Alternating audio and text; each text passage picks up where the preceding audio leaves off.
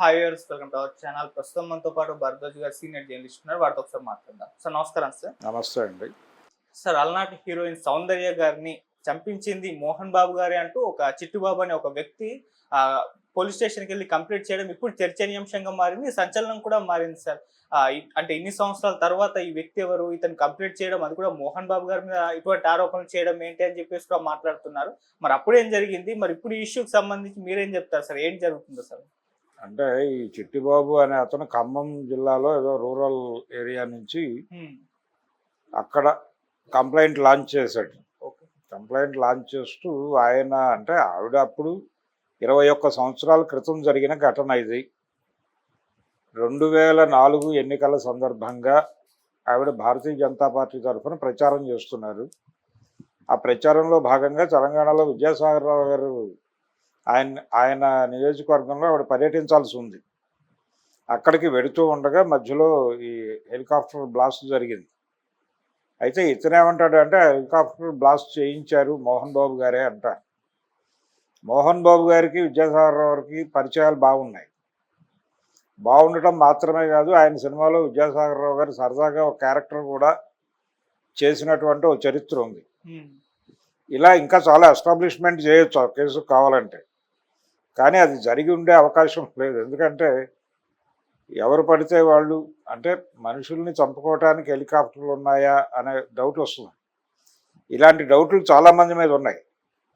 నిజానికి వైఎస్ రాజశేఖర రెడ్డి మరణం మీద కూడా ఇలాంటి అనుమానాలు ఉన్నాయి. ఆ హెలికాప్టర్ని వాంటెడ్గానే బ్లాస్ట్ చేశారు పావురాల గుట్ట మీద అని ఒక దశలో మెయిన్ స్ట్రీమ్ మీడియానే రిలయన్స్ మీద వేలు చూపించింది.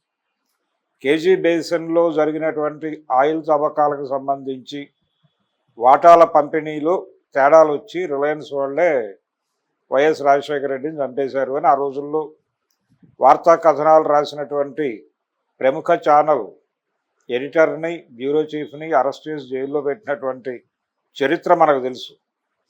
కాబట్టి ఇది కూడా అలాంటి స్పెక్యులేషనే, అంతకుమించి ఏమీ కాదు. అయితే జల్పల్లిలో ప్రస్తుతం మోహన్ బాబు ఫామ్ హౌస్ ఉంది. ఆ ప్రాపర్టీ సౌందర్య గారిది అనేది అందరికీ తెలిసిన విషయం. చాలామంది ఆ జల్పల్లి గొడవ వచ్చినప్పుడే ఈ వార్త బయటకు వచ్చింది. ఆవిడ దగ్గర నుంచి ఆయన కొనుక్కున్నాడు అని. అంటే డాక్యుమెంట్స్ ఆయన పేరుతోనే ఉండుంటాయి బహుశా, లేకపోతే ఈ పార్టీకి క్లెయిమ్ చేసుకునేవాళ్ళు కదా. వాళ్ళ బ్రదర్ అమర్నాథ్ని ఏదో తక్కువ డబ్బులు ఇస్తాను నేనని మోహన్ బాబు అడిగాడని, ఆయన అంగీకరించలేదని, ఆ సందర్భంగా ఈ మర్డర్ జరిగిన తర్వాత రిజిస్ట్రేషన్ ఎవరు చేస్తారు ఆయనకి? అంటే సౌందర్యం చంపేసి అమర్నాథ్ని బెదిరించి రిజిస్ట్రేషన్ చేయించుకున్నాడా మోహన్ బాబు?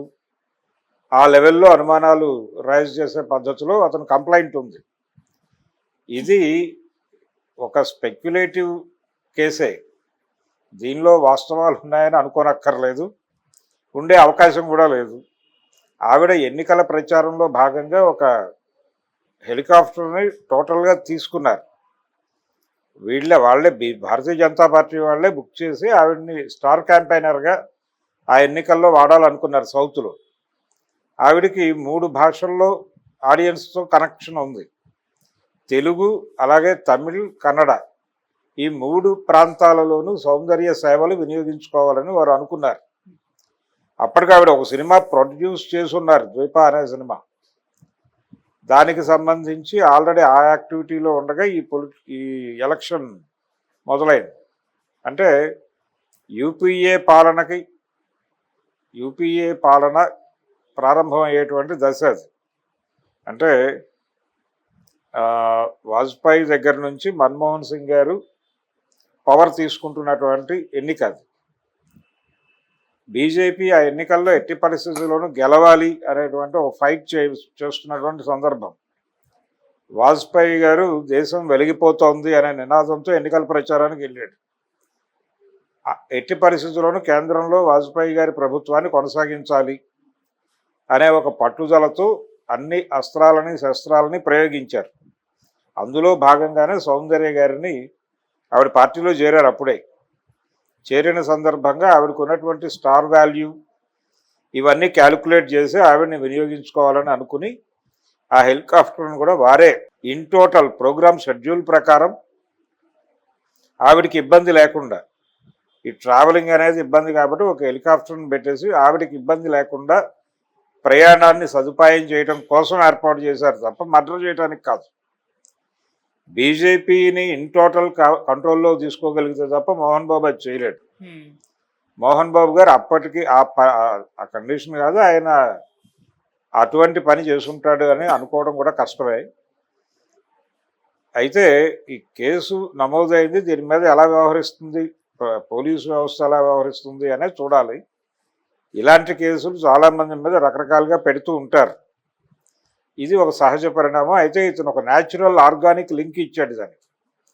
ఆ లింక్ ఏంటంటే బీజేపీ తెలంగాణ రాష్ట్ర ఎన్నికల ప్రచారం కోసం ఆవిడని తీసుకొస్తుండగా హెలికాప్టర్ని ఈయన క్యాప్చర్ చేశాడు అనేది ఒక పాయింట్. నిజమే, ఆవిడ తెలంగాణ ఎన్నికల కోసమే వస్తున్నారు. అప్పుడు తెలంగాణ ప్రాంతంలో అప్పటికి రాష్ట్ర విభజన జరగల, ఉమ్మడి రాష్ట్రమే. ఆ ఎన్నికల్లోనే వైఎస్ సీఎం అయ్యాడు, చంద్రబాబు ఓడిపోయి. ఆవిడ బీజేపీకి మాత్రమే కాదు తెలుగుదేశానికి కూడా ఎన్నికల ప్రచారం చేశారు.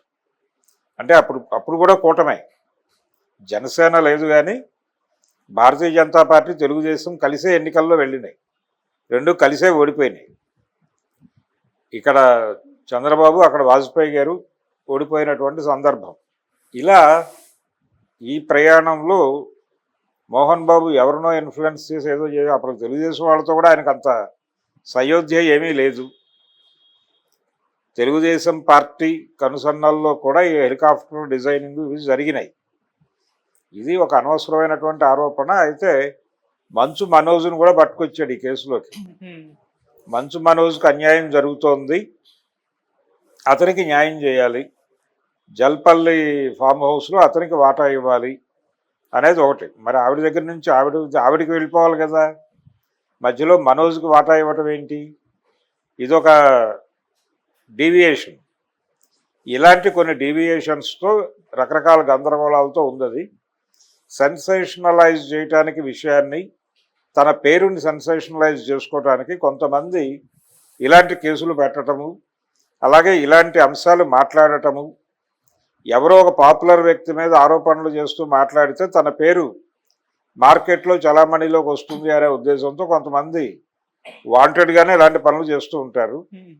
ఈ క్రమంలోనే ఈ చిట్టిబాబు గారు కూడా, చిట్టిబాబు అనగానే ఒక ఫిల్మ్ డైరెక్టర్, ఇప్పుడు ప్రముఖ క్రిటిక్, ఆయన వైపు ప్రపంచం దృష్టి వెళ్ళే ప్రమాదం ఉంది.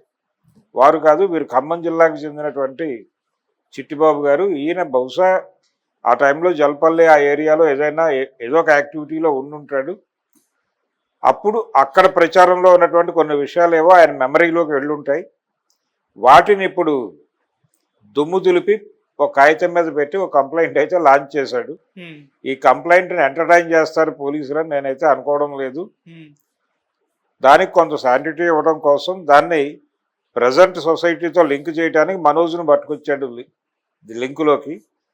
దీని మీద మనోజ్ కూడా స్పందించాలి. ఎందుకంటే ఇప్పుడు మనోజ్ ఈ లేఖని క్రియేట్ చేశాడు అనే పద్ధతిలో విమర్శలు అటు నుంచి మొదలవచ్చు. అందుకని తన్ని తాను ప్రొటెక్ట్ చేసుకోవడానికి మంచు మనోజ్ కూడా వాస్తవాలు ఏంటి అనేది మాట్లాడాలి. అంటే సౌందర్య గారి దగ్గర నుంచి నిజంగానే అది కొనుగోలు చేశారా, అలా డాక్యుమెంట్స్ ఉన్నాయా, ఇది కూడా పెద్ద కష్టమేం కాదు. వెళ్ళిపోయి దాని తాలూకా అడంగళ్ళు అడిగితే ఇస్తారు. వాటిలో చూస్తే ఎవరి నుంచి ఎవరు కొన్నారు అనేది అర్థమైపోతుంది. అయితే ఆవిడ కొనడానికి ప్రయత్నం చేసినటువంటి స్థలం ఈయన కొన్నాడు అనేది ఒక వెర్షన్, ఆవిడ దగ్గర నుంచి నేరుగా కొన్నాడు అనేది ఒక వెర్షన్. ఇలా 100 కథనాలు ఉన్నాయి ఆ జల్పల్లిని దీని మీద ప్రచారంలో. వాస్తవాలు ఏమిటనేది వాళ్లే ఒకసారి ప్రెస్ ముందుకు పెట్టేస్తే ఈ స్పెక్యులేషన్స్ అన్నిటికీ ఒక ఫుల్ స్టాప్ పడుతుంది. మరి ఆ తరహా ప్రయత్నం ఏదైనా మోహన్ బాబు చేస్తాడేమో చూడాలి. ఏది ఏమైనా ఇది సెన్సేషన్ కోసం క్రియేట్ చేసింది తప్ప సౌందర్యాన్ని మోహన్ బాబుని చంపడం అనేది అది రాంగు. మోహన్ బాబు కూడా ఒక ప్రమాదంలో ఇరుక్కున్నాడు. ఆ ఎన్నికల కంటే ముందు 97లో జూబ్లీ కార్ బ్లాస్ట్ కేసులో యాక్చువల్గా పరిటాల రవి పక్కన కూర్చున్నాడు ఆయన. వాళ్ళు టార్గెట్ చేసింది ఆ కారునే. ఆ కారు నిజంగానే పేలుంటే మోహన్ బాబు గారికి కూడా ఇబ్బంది అయ్యేది.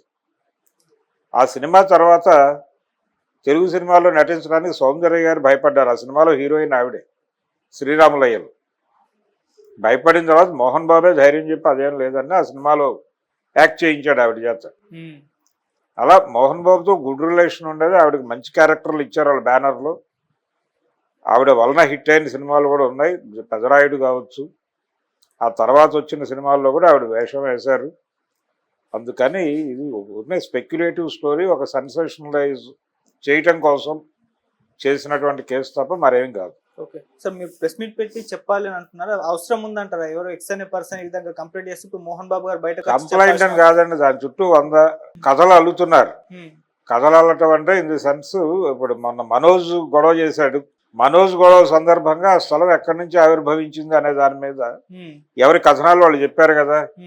సౌందర్య గారి నుంచి కొన్నారని ఒక వెర్షను కాదు, ఇంకెవరితో ఆవిడ డీల్ చేస్తూ ఉండగా మధ్యలో ఈయన ఎంటర్ అయ్యి దాన్ని తన వైపుకి డైవర్ట్ చేసుకున్నాడు అని. అవి రెండు పర్లేదు. ఇది మరీ దుర్మార్గం. అంటే వాళ్ళ బ్రదర్ని బెదిరించి ఈయన ఏదో వాల్చుకున్నట్టుగా ఈ కంప్లైంట్లో ఉంది. ఓకే, ఇంత స్పెక్యులేషన్ అవసరమా దాని మీద? ఒకసారి అదేంటో చెప్పేస్తే అయిపోద్ది కదా క్లియర్గా. అంటే స్పెక్యులేషన్స్ ప్రచారంలో ఉన్నప్పుడు ఒక వాస్తవం చెప్పి అది ఫుల్ స్టాప్ పెట్టించడం అనేది కూడా అవసరమే. ఓకే, అందుకని ప్రెస్ మీట్ పెట్టి చెప్పేస్తే బాగుంటుంది అనేది. Thank you so much sir. Thank you.